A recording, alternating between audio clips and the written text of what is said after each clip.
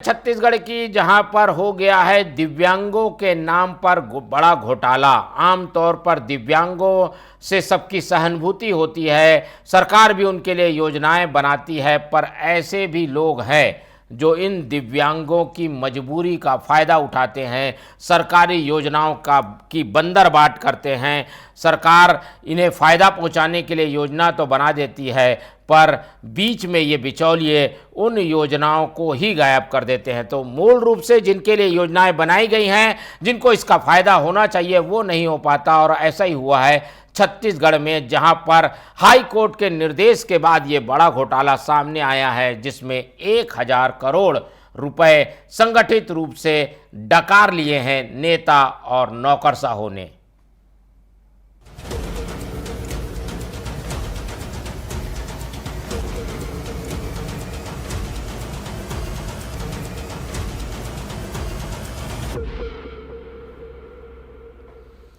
तो आपको बताते हैं एक बड़ा एनजीओ घोटाला। जी हां, इस घोटाले की परतें आज से नहीं बल्कि 2004 से जुड़ी हुई हैं। आमतौर पर सरकारी योजनाओं का फायदा पहुंचाने के देने के लिए कुछ ऐसे संगठनों को बीच में कड़ी के रूप में इस्तेमाल किया जाता है जो कि सीधे हितग्राही से जुड़ सके। और इसीलिए दो ऐसे एनजीओ जो कि दिव्यांगों के लिए काम करते थे, उनका गठन 2004 में किया गया था और 2018 तक इन एनजीओ के जरिए सरकारी योजना जो कि दिव्यांगों के लिए बनाई जाती थी उसका लाभ दिया जाना था।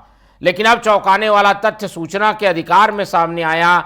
फिर इसको लेकर जनहित याचिका 2017 में लगाई गई और 2018 तक ये जो एनजीओ हैं वो लाभ प्राप्त करते रहे, जिसमें अलग अलग अधिकारी और मंत्री नेता प्रमुख पदों में रहे। इस एनजीओ का काम था कि वो सरकारी योजनाओं के तहत दिव्यांगों को ट्राईसाइकिल दे, उनसे जुड़े हुए यंत्र उपलब्ध कराए, उनको स्वरोजगार ट्रेनिंग की काम दे। लेकिन ये दो महत्वपूर्ण एनजीओ जिनके नाम हैं SRCS और दूसरा एनजीओ है PRSC, इन दोनों एनजीओ को लगातार सरकारी योजना का फ़ायदा मिलता रहा, उपकरण के लिए पैसे मिलते रहे, पर इन एनजीओ ने अपने खर्चे को भारी भरकम बताया, कर्मचारी रखे कम, खर्चा बताया ज़्यादा।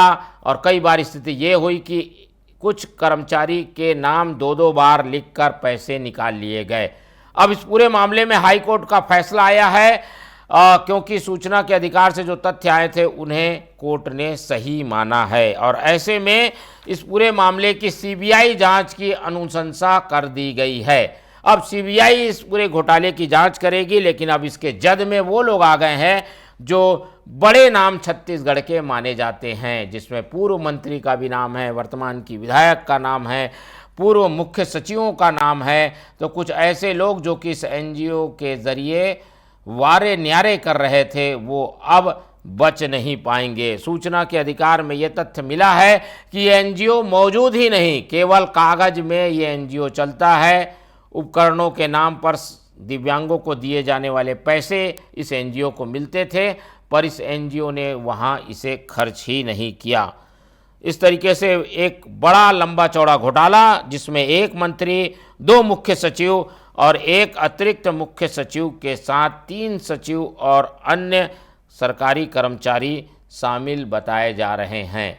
इस पूरे मामले को उठाने वाले शख्स कुंदन सिंह के वकील इस पूरे मामले की पैरवी करते हुए हाई कोर्ट में केस जीत चुके हैं। उन्होंने क्या कुछ कहा है पहले वो सुनाते हैं, फिर आगे तथ्यों को और टटोलेंगे।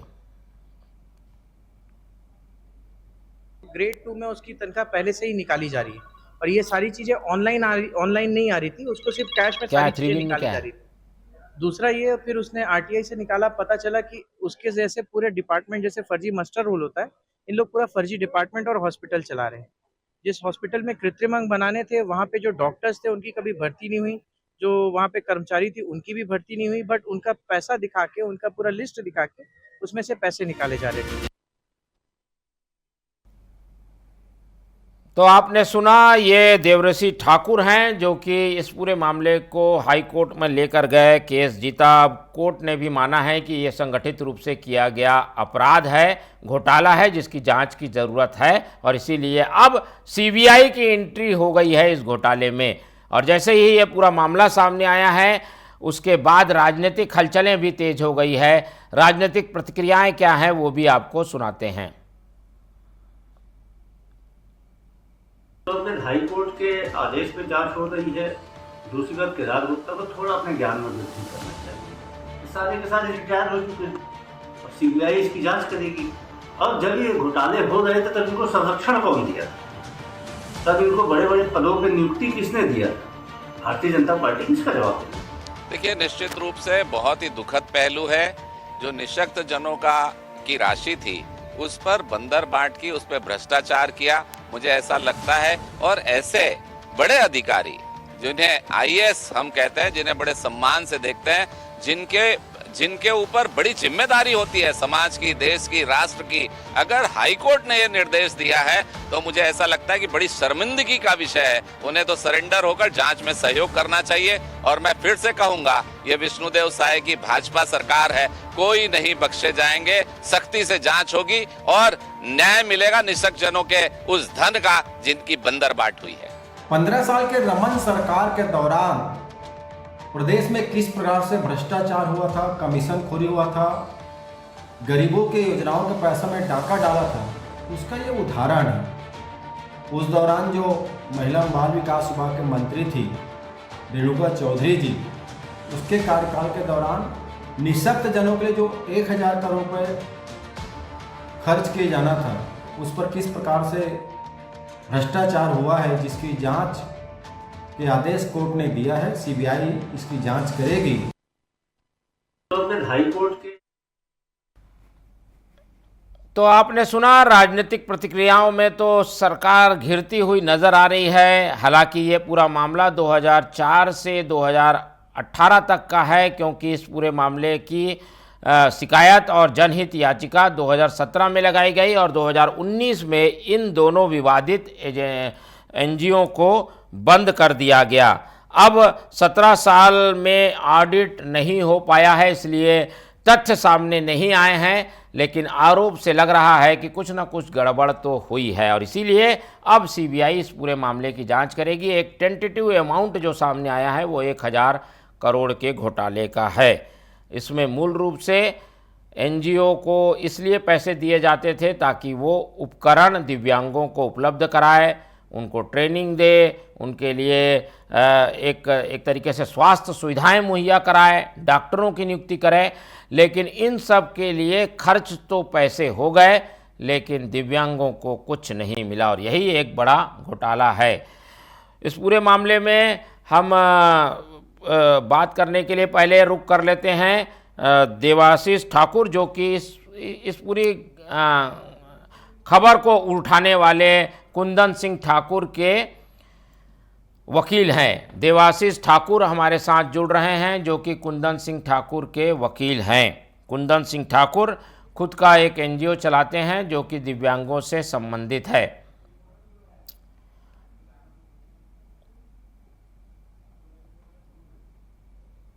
चलिए बात कर रहे हैं देवाशीष ठाकुर का कि देवाशीष ठाकुर जी, हमारी आवाज़ आपको मिल पा रही है?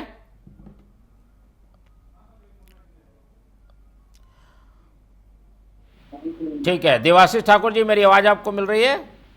हाँ जी सर, हाँ जी जी जी। हम लगातार इस मामले की चर्चा कर रहे हैं कि दिव्यांगों के लिए बने एनजीओ ने कैसे घोटाले को अंजाम दिया, और कुछ बड़ी हस्तियों के नाम भी इसमें आ रहे हैं। आपने कोर्ट में केस भी लड़ा, उनकी क्या भूमिका हो सकती है? किसी एनजीओ को पैसे मिले, उसने पैसे खर्च नहीं किए, लेकिन ये जो बड़े नाम गिनाए जा रहे हैं, एक मंत्री का, 2 मुख्य सचिव का, 3 सचिव के, ये इनकी क्या भूमिका हो सकती है? ये कैसे इस घोटाले में शामिल माने जा सकते हैं? देखिए, सबसे पहले तो किसी भी एनजीओ की जरूरत सरकार को होती नहीं है अपने एम्प्लॉइज को तनख्वाह देने के लिए। अगर ये लोग एनजीओ बनाए ही नहीं रहते तो इसकी कोई आवश्यकता नहीं थी, क्योंकि ये सारा कार्य आपके ऑडिटर जनरल डिपार्टमेंट से, जीएडी से और आपके संबंधित डिपार्टमेंट से हो सकते थे। एनजीओ को बीच में लाने की कोई भी आवश्यकता नहीं थी। ये एनजीओ इसलिए लाए गए थे ताकि ये अपने लोगों को अंदर लाके उसको संरक्षण दे सके और पैसा, जैसे आपने कहा कि एनजीओ में पैसे आए लेकिन खर्चा नहीं हुए, ये गलत है। एनजीओ में पैसे भी आए, करोड़ों रुपए में आए हैं और ये खर्चे होने के नाम पे, जिनके नाम पे दिखाया जा रहा है, उनमें से एक नाम याचिकाकर्ता कुंदन सिंह ठाकुर का था। ऐसे ही उसने 30 लोगों का नाम, रायपुर से 14 और बिलासपुर से 16 लोगों का नाम दिखाया है। उनके नाम पे हर महीने इन्होंने सैलरी आहरण की है। तो इस तरीके से इन्होंने पैसे पूरे निकाले हैं और ये बिना, जो डिपार्टमेंट के उच्च अधिकारी हैं, जो आईएएस हैं, इनके संरक्षण के नहीं हो सकता, क्योंकि जब तक कि इनको वित्तीय अनुमति वित्तीय शाखा से या वित्तीय विभाग से नहीं मिलेगी तब तक ये पैसे का बंटन नहीं हो सकता। बंटन होने का मतलब ये है कि इनको फाइनेंस सेक्रेटरी और सारी जगह से इनको पूरा चीज सहयोग मिला है और उसके बाद ही ये पैसे का आहरण किया गया है। नहीं देवाशीष जी, अगर पैसे निकले होंगे तो किसी के खाते में गए होंगे, खाते से निकल पाएंगे, खाते में किसके जमा हुए? सर यही तो इसमें एक ग्लिच है, जो यहाँ पे इन्होंने जितने भी पैसे हैं बिना ई कोड के कैश में विड्रॉ किया है और इस चीज का आहरण का अजय सिंह साहब जो चीफ सेक्रेटरी थे, डॉक्टर कमलप्रीत सिंह वित्त सचिव थे, इन दोनों ने अपने शपथ, अजय सिंह साहब ने मुख्य सचिव रहते हुए अपने शपथ पत्र में ये माननीय उच्च न्यायालय के सामने कहा है कि ये पैसे किसी के अकाउंट में नहीं निकाले गए हैं, ये कैश में आहरण किए गए हैं और सिर्फ वाउचर्स में दिखा दिए हैं कि इन लोगों को दिए हैं और एक ही आदमी को एक से ज्यादा डिपार्टमेंट में तनख्वाह दिखा रहे हैं। तो ये भी नहीं हो सकता क्योंकि बिना ई कोड के ये पूरे पैसे दिए गए। इसीलिए माननीय न्यायालय ने पूरी अपनी जांच के बाद, खुद संतुष्ट होने के बाद ये आहरण किया, ये आदेश किया है। ठीक है, अब इसमें क्या होगा? केस अब सीबीआई के पास है, सीबीआई जांच करेगी, उसके बाद ये केस आगे बढ़ेगा क्या? हाँ जी सर, अब देखिए, अब सीबीआई को जांच करने के लिए आदेश दिया गया था माननीय उच्च न्यायालय द्वारा। 15 दिन के भीतर सारे ही डिपार्टमेंट से, सरकारी डिपार्टमेंट से सारे दस्तावेज संबंधित और जो जहां जहां पैसे गए हैं, ये सारी चीजों को जब्त करने के लिए आदेश किया गया है। अब ये विवेचना का विषय है सीबीआई का कि इसमें कौन व्यक्ति कहाँ पे कितना आहरित किया है, किसका क्या रोल है, किसके पैसे गए हैं, प्रोसीड्स ऑफ क्राइम किसके पास ट्रैवल किया है, ये इसके बाद ये विवेचना का विषय है। बहुत, हमारे अनुमान में करीबन 40 अधिकारी इसमें विवेचना में मुजरिम बनेंगे। ठीक है, चलिए, आप लोग इस पूरे मामले को उठाने के लिए बधाई के पात्र हैं, क्योंकि दिव्यांगों का पैसा अगर कोई खा रहा है तो इससे ज्यादा घृणित कार्य कोई नहीं हो सकता। बहुत धन्यवाद। सही बात कह रहे हैं sir ji, thank you Debashish ji, बहुत धन्यवाद। और इस पूरे मामले को हम भी लगातार उठा रहे हैं क्योंकि ये पूरा घोटाला उन मजबूर लोगों से जुड़ा हुआ है जो कि इस तरीके के मामलों से अनजान रहते हैं कि उनके लिए सरकार क्या करने जा रही है। मूल रूप से जो बातें सामने आई हैं उसमें 30 कर्मचारियों को 2-2 जगह पदस्थ बताते हुए सालाना 34 लाख रुपए निकाल लिए जाते थे और इसी तरीके के कई और आयोजन जिन्हें कागजों में दिखाकर पैसे का आहरण किया गया। बड़े नाम इसमें शामिल बताए जा रहे हैं। अभी उन पर आरोप है, सीबीआई इस पूरे मामले की जांच करेगी। तथ्यों को समझने के लिए रुक कर लेते हैं हमारे संवाददाता प्रियांशु का, उनसे समझने की कोशिश करते हैं। प्रियांशु, एनजीओ घोटाला सामने आ चुका है, कोर्ट के निर्देश के बाद सीबीआई इस पूरे मामले की जांच करेगी। ये घोटाला कितना बड़ा हो सकता है, कौन कौन इसमें और फंस सकता है?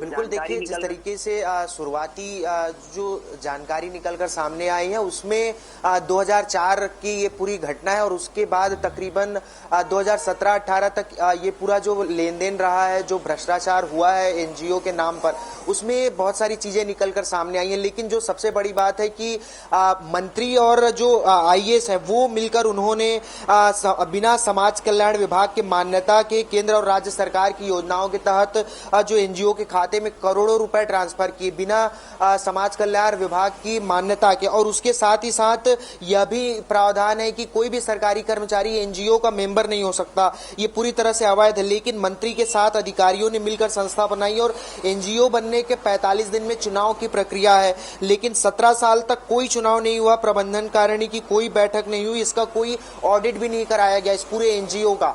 लेकिन क्योंकि पूरी तरीके से कागजों में ये पूरा एनजीओ दर्ज था, कोई भूमि पर पृष्ठभूमि इसकी कोई तैयार नहीं थी। कागजों में सिर्फ इसको भ्रष्टाचार की तह पर चलाया गया, जिस तरीके से ना तो ऑडिट कराया गया संस्था को, ऊपर से आईएएस अधिकारी जो सरकारी कर्मचारी हैं वो मेंबर बने इसमें, और बिना समाज कल्याण की परमिशन के केंद्र और राज्य सरकार का पैसा वहां तक गया दिव्यांगों के लिए। तो कहीं न कहीं जो गरीब तबके का पैसा जो दिव्यांगों के लिए आता था उसे कैश रूप में निकाला गया, जिस तरीके से वकील ने अभी बताया कि कैश में निकाला गया है, ताकि कोई बैंक अकाउंट में ट्रांसफर करेंगे तो फंसने का डर हो सकता है। तो ये पूरे प्रक्रिया को जानकारी में रखते हुए, चूंकि अधिकारियों को सबसे ज्यादा प्रक्रिया की जानकारी होती है, कहां वो फंसेंगे कहां नहीं फंस सकते, तो इसको जानकारी में रखकर, साख में रखकर ये पूरा भ्रष्टाचार किया गया। और जो शुरुआती नाम है उसमें तत्कालीन समाज कल्याण मंत्री रेणुका सिंह का भी नाम सामने आया है। अब इस पूरे मामले पर हाईकोर्ट ने संज्ञान लिया है और सीबीआई अब इसकी पूरी जांच करने वाली है। जी चलिए, सीबीआई की जांच का इंतजार रहेगा, लेकिन इस पूरे घोटाले के जो प्रारंभिक तथ्य हैं और जो कागजात हम दिखा रहे हैं उससे साफ लगता है कि कहीं ना कहीं योजनाओं के पैसे की बंदरबाट की गई है। हालांकि इसका लाभ किसे मिला है, किसके पास ये, किसके जेब में पैसे गए हैं, इस संबंध में अभी और तथ्य आने बाकी हैं, लेकिन बड़े नाम आरोपों के घेरे में। बहुत धन्यवाद आपका प्रियांशु जुड़ने के लिए। और एनजीओ घोटाला छत्तीसगढ़ में खुलकर सामने आ गया है, इसकी जांच की परतें रोज नई तरीके से खुलती रहेंगी, हम इस पर निगाह बना के रखेंगे।